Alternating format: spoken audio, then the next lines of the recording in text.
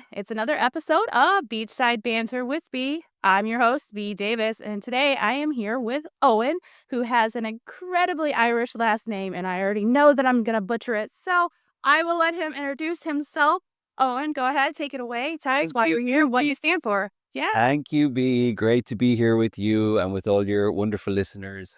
My family name is the Gaelic version of Sullivan, which is quite a common Irish name. That's So it's easy. pronounced Súilleabháin. Súilleabháin. Oh, Owen Ó Súilleabháin. okay. Yeah, Gotcha. Little tidbit about me. My husband is actually Irish. So he's got that Irish background. So we always joke about how, he wants to go over to the motherland and eventually visit it and all of that. So that is definitely on the list. So whenever you and I first started talking, I was so excited because I was like, this is going to be great information for him as well as myself. So, and I already am excited to go to Ireland. So it's going to happen one day. So so give us a little bit of background about, have you've grown up there? You've been there your whole life? that's right. That's right. I was born in Ireland. My parents are both from Ireland, and both my parents are great musicians and cultural figures in Ireland. So my father passed away in 2018, but he was very much what you could call or describe as a national composer. Ooh, And okay. what he did was he took Irish traditional music. This is back in the 60s and 70s. There was a great cultural revival in Ireland in the 60s and 70s. And both my parents met as part of that movement. And my dad took Irish traditional music and he started to play Irish traditional music on the piano. And believe it or not, that was the first time anyone had really perfected Irish traditional music on the piano. And you may say, Yep. why would that be? Why would that? Because the piano, you see, doesn't really fit into a little cottage. So the I piano bet. was not a peasant instrument, you see. Only the small little instruments were available to the Irish population for many centuries. So what happened in the 60s was people like my parents were saying this traditional music, Irish tradition, is not just a peasant tradition. It's actually a world culture and something that Ireland should be proud of and should be inviting people around the world to see. So this was revolutionary in Ireland in the 60s. Like my grandmother, my mother's mother, who I met and knew, she was almost a little bit embarrassed of Irish traditional culture because English culture was considered the culture of progress. And Irish culture was a backward thing, a peasant, a redneck kind of thing, something to be a little bit ashamed of. And so what my parents did was they actually turned that upside down.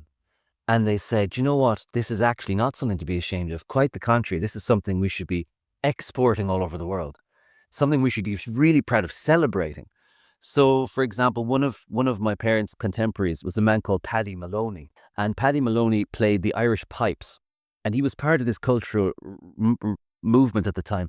And he decided that he was going to set up the first ever professional Irish traditional musical group. And that Okay. group was called the Chieftains. So if you've any Irish listeners, they'll know their parents listened to the Chieftains. And for nearly 50 years, the Chieftains toured all over the world, packing concert halls all over the world. They were like the first Western group to play in China, in communist China. They collaborated with, U2, Van Morrison, the Rolling Stones, all these people throughout their extraordinary career. But before Paddy Maloney set up that band, no Irish traditional musician was a professional musician. So my parents were part of this movement, and really the whole idea was looking at Ireland, looking at the land we're standing on between our feet and saying that this is our gold, actually. We need to be proud of this and we need to stand our ground. And so this is an extraordinary story in the Irish context, but really what we teach is that this is something that every one of us can learn, that we can Yeah. have parts of ourselves that we're ashamed of and parts of our family story. Rightly so. I'm not saying that there aren't family stories to be ashamed of. I have a few of them myself, but Absolutely. there's something deeper than that. And actually, every person, you are from an extraordinary line of survivors. By very definition of you being here and listening to this, that's something to be so proud of. And there are people in every one of our family that managed to survive against all the odds for us to be here. And so that's where we should stand and say, what is actually around us, and not to be looking beyond to another culture, to another person's ideal of what's valuable, but what's Okay. your ideal value? And if it makes you feel a little uncomfortable, that's where it gets interesting. What are you a bit ashamed of, you know? And let's go down there. So that's what my parents did. And my work really is following on from that. I'm saying that there's something very interesting culturally that comes out of this little island of Ireland in the North Atlantic. Yeah. This little impossible rock way out in the ocean. And something keeps coming from there. And I believe that what does come out of there has something that can help people along and can inspire people. So that's my work. Yeah. Yeah, so I've heard that Ireland is a magical place. So, once you get to, like, you're looking over the mountaintops and you're seeing, like, the beaches and the ocean and all of that. I hear that it's, like, one of the best and almost like a reviving type of aura once you go there. So, I don't know. I can't speak to it personally, but I sure hope that's the case because it definitely sounds amazing out there. So, tell me a little bit. So, where specifically are you from in Ireland? Is it around a beach area? Like on the west, we're inland a little bit traditionally, but uh, there's a big river going through the island of Ireland called the Shannon River. Okay. And then halfway down the island, it goes west, and there's this big estuary that goes out for about 60 miles. And Limerick City is at the head of that Shannon estuary. And Shannon Airport, there's an international airport there where there's a number of transatlantic flights from the US every day. And so I'm from that region of Limerick, East Limerick. But the coast was just, an hour, less than an hour away. Yeah. So while I was from the inland, which is very rich agricultural land, no stone walls, just rolling fields, big dairy kind of country. If you drive west for 45 minutes, suddenly you're on the west coast Okay. of the island, and things get very barren out there. It's in the North Atlantic. It's the roughest sea in the world, the North Atlantic, most dangerous seas in the world. So the storms there are very intense. And that's where you get the images of those cliffs and stone walls and more barren landscape. It's not green rolling, lush, verdant hills like where I'm from. It's much harsher, and you get a sense of being on that North Atlantic edge out there. Yeah. Okay. So, if you were to talk to, say, an American tourist, would you tell them that suggest that they go all and visit all of it, or just stick to like one little region? Well, so what we do is what we've been doing for a number of years, and we learned this from people who bring people to Ireland and around the world, is the experience that we offer is about staying in one place. So there's a great Okay. American pioneering spirit that wants to go all over the place and tick all the boxes. We do. And there's bucket lists and things and all these types of, and you have to fit it all in, and there's schedules and itineraries and everything's worked out. And I say to people who come to Ireland, just let go of that and just go to one place, stay in one place and come home, come to ground and relax and be. Okay. And Ireland is phenomenal. I mean, there's just so much history and culture and archaeology and fun and sights and characters, individuals too. For some reason, Ireland keeps producing very entertaining people. And if you just stay in one place, you might actually get a chance to meet someone. And someone might recognize you because you go to the same restaurant twice or go down to the pub, two or three times. And you might even get into conversation with someone. And that's really where the country opens up. And you can see far more by staying in one place than you would by zooming around the place. So that's what I say, first of all. And I know that's very, very hard, especially for the magnificently mercurial American spirit, which I so love. But I say just hold yourself down. So what we do is twice a year, we gather together a group of about 30 people, and we take over a self-catering accommodation, a whole bunch of vacation homes, and we make a little village for ourselves, a little family, and we travel around in 4 minivans. That sounds great. It's hilarious. And of course, it's me and my brother, my younger brother, and our mother. So it's the three of us, a family welcoming you. And at this stage now, we've been doing this since 2017. So people are returning all the time. People want to come back. So about half the people have been there with us already. And it's so familiar, it's so relaxed, it's so easy. And the fact, of course, that you're staying in one place means there's no packing and unpacking the bags, you know? You move in and then you're home. Yeah. Yeah. And you're amongst friends. And we very thankfully have always attracted a beautiful type of person who is not interested in rushing around. They want an Okay. experience that is deeper and that does kind of come to ground. So you end up with people who are also interested in that kind of experience. And so we put on a bit of a show. Like every morning, we'll gather for a session of song and story and poetry and mythology and conversation. And then we get into our vans and we head off and we go on a trip. You know, we're on the West Coast there. The whole image of the coast is something that's so important, as you well know, and as your listeners know. This is the place where elements meet, you know, where the element of the earth meets the element of the water. So you're on this threshold. And that's why it's so magic. Like the human body just needs to be at that space. You just feel right. You feel filled up, nourished, replenished when you're at a space between the earth and the ocean. And it's totally elemental. It's ancient. Of course, if you were to go back in evolutionary theory, it's where we came out of the oceans, you know, we're washed ashore. It's like a place where you wake up from a dream too. The ocean is like our dream and we hit the land, which is the land of wakefulness. And so that's what's happening to us at the ocean. It's also going back to a child. The child in us emerges by that place. Yes. The child too is the place where our childhood and our adulthood, the consciousness begins to come to ground, a new type of seeing. You're able to look out into the horizon and over which is the unknown. So when you're on the ocean, you're playing around with all these things, your childishness and the growing up, seeing things emerge from the horizon, seeing the power of the ocean hit the power of the land. So in mythology, there's always fascinating mythology and culture around where the ocean meets. And of course, Ireland was an island, so historically, mythologically, strategically, everything comes in and out of an island over the ocean. The ocean is not only a metaphor, it's actually the place where all your new materials come. So this place that we go to, there's this beach. Waterville is the name of the little town, and there's a beach there. Waterville was a famous. Charlie Chaplin and his family went on vacation there every year. Okay. It sounds familiar for some reason. Maybe that's It's why. this very famous place, and in the Irish imagination, this was the place where these mythological invasions occurred. These waves of people came to Ireland at this very beach.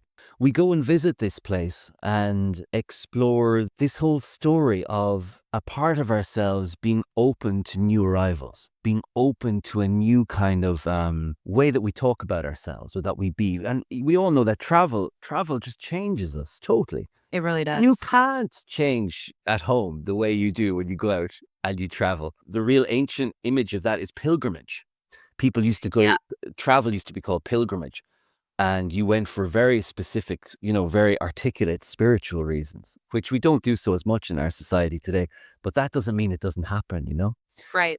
And so we really explore that. And because, of course, in Ireland, no matter what time of year, you're not really jumping into the ocean. You know, you're not really sitting down on the beach to sun yourself. You don't go for the weather, you go for the mythological experience, you know? So you guys aren't necessarily sunbathing all the time, which might So make a little bit of sense why, my husband's so white. listen, look at, Just I know. You should see my son. He's like a little goat. We have to sell the mythological experience a lot harder than gotcha. the sun experience. And But you know what though? Like I feel like that would be like the best part of it. So I'm very much a cultural immersion type of traveler. So I when I go to places, I want to so cool. experience everything that I can. I want to feel like I live there for, the 6 days that I'm there or whatever it is. Yeah. So So interesting. I am one of those people that will go to a bar, or I guess you call them pubs, right? We go to a pub and hang out and just start talking to random people. Like you know, I don't know why, but I've always had that like, oh, I don't even care who you are. I just want to pick your brain, talk to you, see what's going on, give me some suggestions. So I usually rely heavily on locals and complete strangers, which always be the safest thing. But You're that's safe enough in yeah, Ireland. Right, get the most experience and you feel like the most connected to the place that you're at. So, I really try to encourage a lot of people to not necessarily just go and be busy the entire time. Like you said that, Yeah. you're always on an itinerary or, something along those lines. I don't like when I travel, I don't make an itinerary. It's more of like we'll see how the day goes because I might wake up, I might not feel like going out and doing a lot. I might wake up, I might be like, "Oh, let's go drink, let's party, let's do something." So it just depends. So I always try to just kind of play it by ear and let things go. There are times when I've done that though, and there's been things where I wanted to see that I've missed because I've been so laxy easy about it. But I feel like that just gives me an excuse to go back. So I'm okay with it. It's so interesting. And like, so I just spent a week in Ireland with this amazing group of people. There was one woman there and she's very senior in a online travel company. She's in charge of, design and customer experience. And so we had this amazing conversation over the week together around this huge segment of travelers now that are looking for, I suppose, a more cultural experience, a sense of connection rather than a sense of just sort of checking the box and just lying on a beach. That there's a really growing, a very significant, like they're talking about this all the time, and they're talking about how to cater for this person. And if they don't, other people are going to do it. Like it's actually a big part of their business now. It's not small. I asked her, like, what percentage is this? And she was saying, oh, we're talking about this all the time. This isn't a niche thing. That it was a niche thing, but that now that niche thing is what everyone's looking at and going, oh, I want that. Yeah, I want more of that.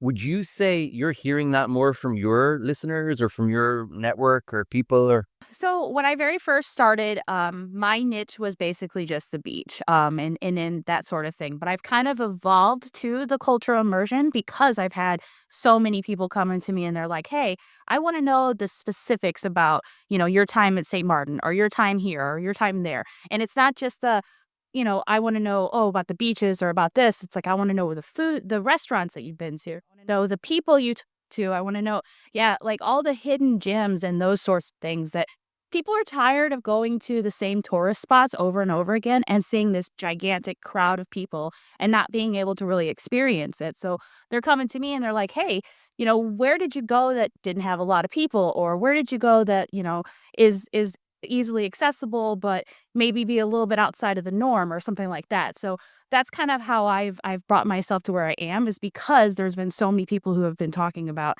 I really want to get in deep. I want to see what it's like. I want to feel it. And there's a lot of people who are also trying to become expats too, that they're trying to leave the States to go to these amazing destinations. And then that's the case. They want to know, even more because they want to kind of prepare themselves of what it's going to be if they go and they do this immersion trip and then afterwards, oh, hey, I want to live there type thing. So I think that's a lot of it too.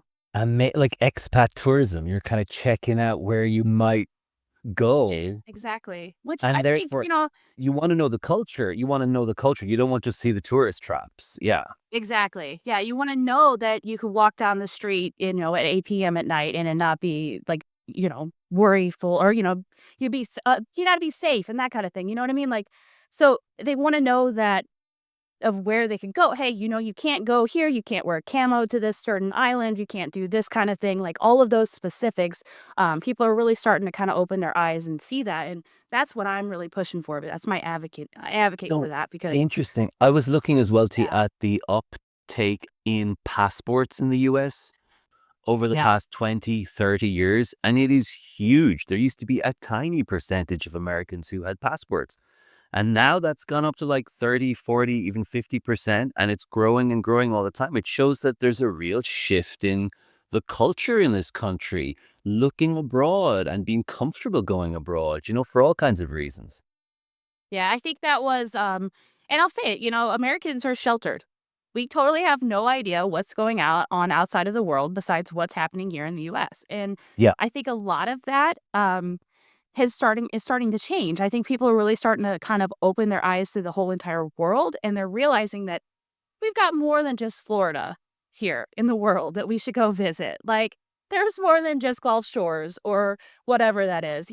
So people are really starting to kind of take their mindset out of only being able to travel in the US and they're starting to kind of see, oh my gosh, there's so many other places that have so many unique experiences that they could provide to you. So people are really starting to kind of crave that, which I am definitely one of those people. So I'm all for it. It's so great, and I mean, that's gonna change the culture of this country too, if people are more worldly, more aware of the More extraordinary impact. accepting. Yeah. And the reality is the extraordinary impact this country has on the world too, Mhm. That was only known behind, closed doors, people in foreign relations or global political economy or whatever.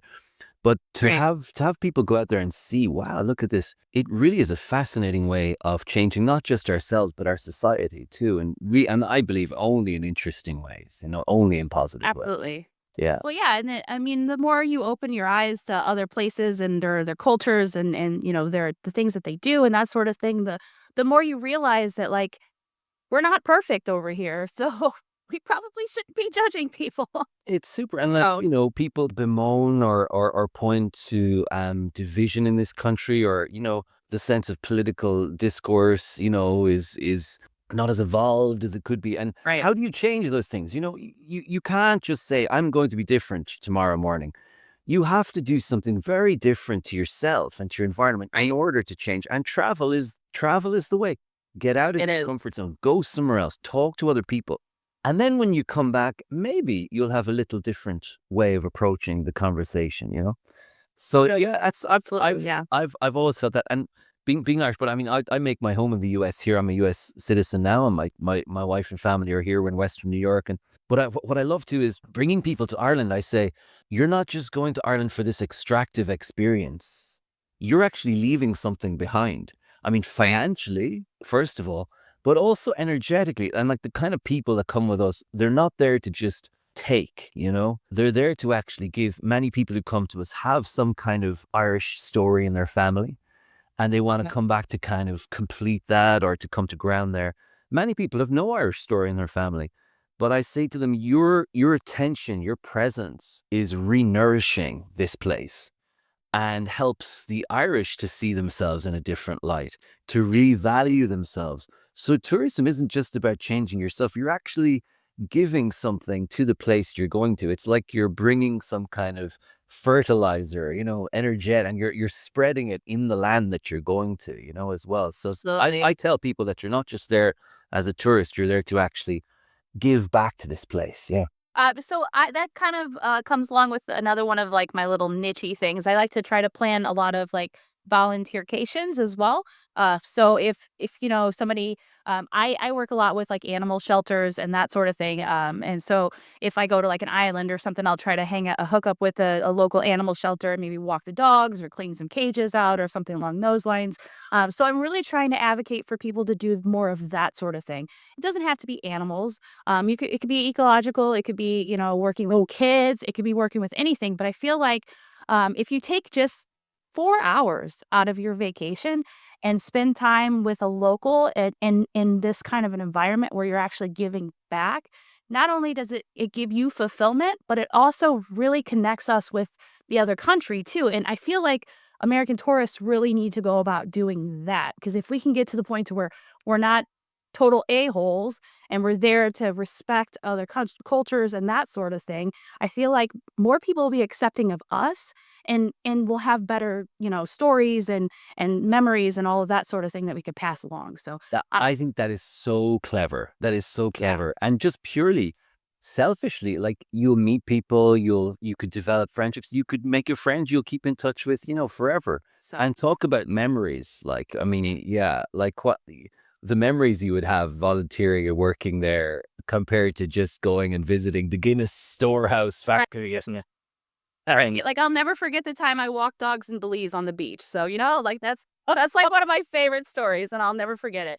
But yeah, so tell me a little bit more about like your tours that you do and the people that come to you and how do you even get involved with this? Well, I started working with this really interesting guy, a poet called David White. And he's a poet. David's mother was Irish, but he was raised in Northern England. And now he makes his home in the Pacific Northwest, on Whidbey Island, north of Seattle.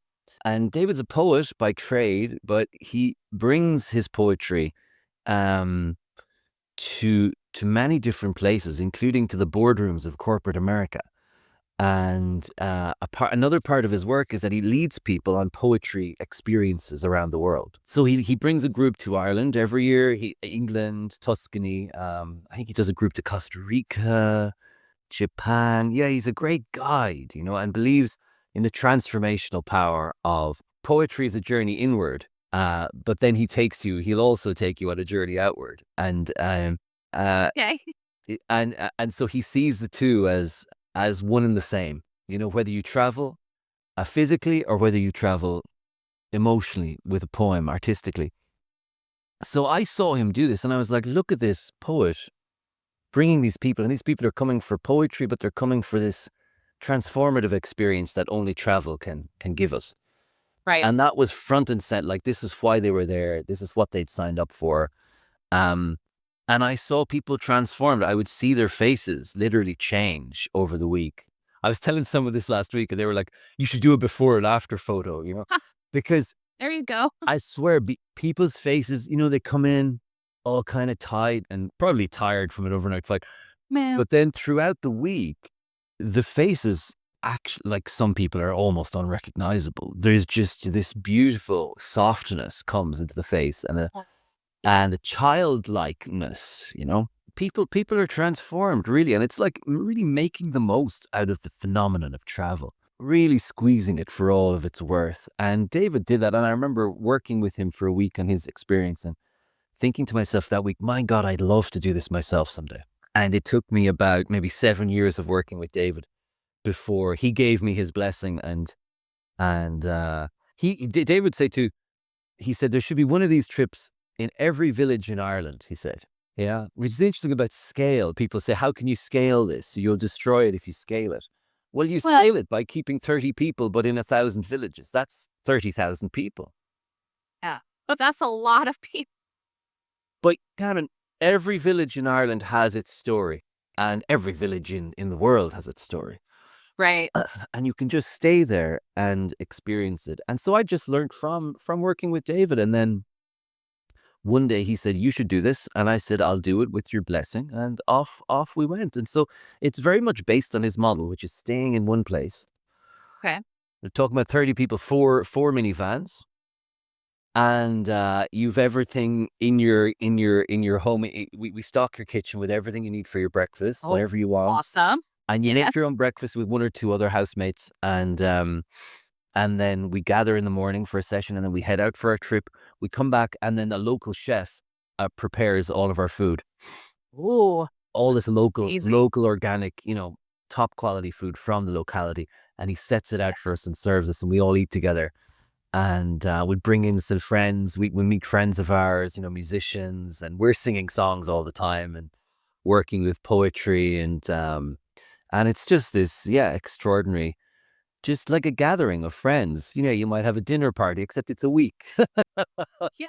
Oh, it sounds like a big family reunion with strangers. It really is. It really is. And as I was saying, like, at this stage, I mean, maybe even 60% of the people have been with us before. Yeah, And that's awesome. It to it, have people come back says a lot. oh, it's the coolest thing. And these people, like, these are very busy, worldly people. They could be doing anything, anywhere. And here they are again, with us. And I think it's because we've just really been kind of very honest about what travel is about. Travel's not about ticking off the boxes, Travel's about community. It's about togetherness. We want connection. We want relationship. We want friendship, and we want family too. And it's me, my mom, and my brother, and we get to spend that time in family together I love with that for these you cool guys. Yeah. people. Yeah. And people come and they experience that. And that's what this is about. We'll put on, and we call this Thrust the Onam, which is Gaelic for the journey of your soul. And Onam is soul, and we put a little D before it, the Onam, which means your soul. And we're like, look, we'll put on a show for you, but there's no program here. This is about you and where you're at. And you can take this at whatever level you want. If you want to if you want to go off to the pub every day, you can do that, And if you want to, you can do it at your own level. Everyone gets their own room, and there's a little writing desk. You can go off and do your own thing. We don't count heads So that's getting out of the vans. If you get left behind somewhere, you better know where you're going. And Fuskies, right? It's your own level, and we really respect that, and we know that like each one of us is going through this weird journey of life, and we all have the extraordinary challenges that means, and we're all on the threshold of great joys and great sorrows, and you can bring that, and that's your journey, and so this is about your journey, and we're there to kind of have the honor of you to invest in this experience with us. Yeah. So that's the whole vibe. And I think that's why That's we really really come cool. back, is because that's why we're doing it. Yeah. So, don't get me mad at me for asking this question, but do you do like your little performance in the skirts and stuff that I don't know what they're called. They're not called. What are they called? Oh my, that's it. That's it. Do I get to see like kilts and stuff when I'm there too, and So bagpipes and all that? so the kilt that's Scottish. Those are the Scots. Oh, just Yeah. kidding.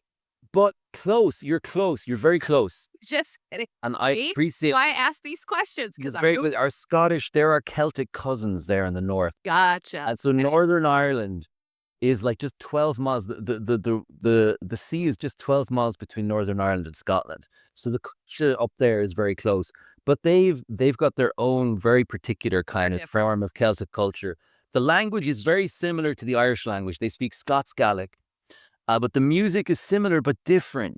And Okay. the pipes are very different. They play the bagpipes, Mhm. which they're basically, the Scottish pipes are war pipes. They're kind of designed to march into war.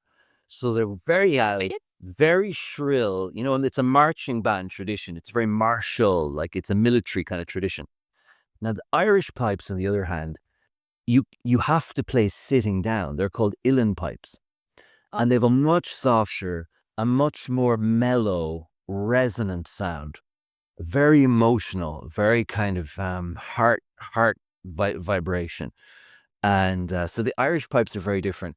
And the kilt thing, I don't know the history. I should know that. There's people who would speak about the history of the kilts, and if the Irish wore kilts, or is it just a Scottish right. thing. But the Scots love the kilts, and it's still very popular up there. And the design on the kilt, the tartan design, represents families. So your family will have a particular design, and then they have Really? these little fanny packs called spurns, and those have different designs and different kind of significances and symbolisms. And I don't know anything about that whole kilt thing. Yeah, and then of course the great question is, are they wearing anything underneath the kilt? That's what everybody wants to know. I was gonna ask that. And I can't answer that. I cannot answer that. Yeah. Thank you so much for entertaining me with that question. I probably shouldn't have even asked it, but I can't help it. Sometimes my brain just like No. that's No, the whole point of this show, right? and as well, when we travel, I mean, I I love world cultures and things, but I mean, I don't know anything, and we don't know anything, and we have to be comfortable asking Exactly. stupid questions. It's the only way you learn. How are you going to learn if you don't ask the stupid questions? So I love your naivety and honesty in asking that question, B. Yeah. Well, I appreciate that. So, anyways, Owen, I this has been such a great conversation. You were so fun to talk to. I've learned a lot, man. I feel like I mean, hell, you taught me about kilts, so that right there is huge. Anyways, where can my audience? I know they're definitely gonna do some search and trying to find you. Where can they hook up with you, and how can they get selected for some of your tours? Everything right now is kind of all gathered on the Thrust Onam website. So if you enter Okay. Turas is a journey in the Irish language, Turas, and Onam, Danam. So Thrust Onam Okay. and Journey of Your Soul. Or if you search Journey of Your Soul in Ireland, I think we come up. Okay. And you can get That's easy enough. you can get in touch with us through there. We also have this cool online community, like a monthly subscriber community too, where me, my mom, and my brother, we meet once live on Zoom once a month, and we share a month from newsletter and a recorded session on the third Saturday on the Saturday, the 3 Saturdays of each month. And that's a cool way to kind of check out what we do. Many people who come to Ireland will also then join that to kind of keep a part of this community, because And we started that very, very much this year because people were asking, like, how can you keep in touch with this sense of, because they come to Ireland, have this amazing week, and then you Right. come back home and you feel sort of disconnected again. So this is like a little way for people to keep in touch in community, sharing this kind of stuff. And every third Saturday, we'll always do breakout rooms where you get assigned someone to have a little chat and a conversation about That's the awesome. material. And it's also linked with the Celtic calendar. So we really focus in on this whole wheel of the year. And the Okay. Celts were so focused on this sense of seasonal change. So each month, we're talking about what's happening seasonally and the whole mythology and culture and story behind that. And that's beautiful because, sometimes in our worlds, in our cars, in our homes, we can see the weather out the window, but we don't really get it, and it's so Right. important when you're connected with the seasons because uh, our our souls are seasonal, our lives are seasonal, and we can learn so much by just kind of examining and paying a little bit closer attention to what's going on around us. It helps in our own lives, yeah. So that's what we try to Like, teach in that little community too. So if anyone's interested, they'd be really welcome to join us on that too. yeah, I will definitely, as soon as I get done with this, I'm gonna hook up with that too because I think that sounds awesome. It's definitely something that I would be interested in and will be promoting on my little We would be thing. honored. So We would be honored to have such a venture, a well-versed traveler, cultural explorer as yourself be. It would be an honor. thank you. I appreciate that. We're definitely, like I said, my husband and I have been talking about heading over to Ireland for so long. So this has gotten me a little bit closer to that. So I definitely will be heading over there and hanging out with you at some And if point. I can help you out in any way, we can have a chat Yeah. anytime. You just call. I love sharing this with people, so it would be an honor to help you in any way. Yeah, I really appreciate you. So real quick, before I end the episode, I always ask the same question. What does paradise mean to you? Oh my goodness. It's a little hard, right? Why ask? Paradise for me means the next life, the Okay. longed for but never achieved utopian urge within us that we must Oh, always seek and yet know that it will never be fully consummated in this world, but never give up hope. The hope and the change and the urge and the movement forward toward that, that's the meaning of life. And never to lose that spirit, never to lose the spirit of yearning for paradise. That's what it means to me. wow, that's a great answer. You got real deep like in that one. But love it. That's great. Oh my gosh. Oh, and thank you so much for joining me today. I really had a great time, and I will definitely keep in touch, and we will talk about an Ireland Anytime. me in the hub soon. So Love your work. Love what you do. Thank you so much, Pete. awesome. So important. Thank you. Have a good one. You Talk too. soon. Bye now. Bye. Hey there, beach lovers. That's it for today's episode of Beachside Banter with B. I sure hope you had as much fun as I did. Hey, don't forget to subscribe and leave a review if you enjoyed the show. You can catch me on all social media platforms at Life, Love, and Travel. And if you've got a question or you just want to stop by and say hi, feel free to slide into my DMs and I'll make sure to get those answered for you. Big thanks to everyone who joined me today and for all of you tuned in. And until next time, enjoy your week.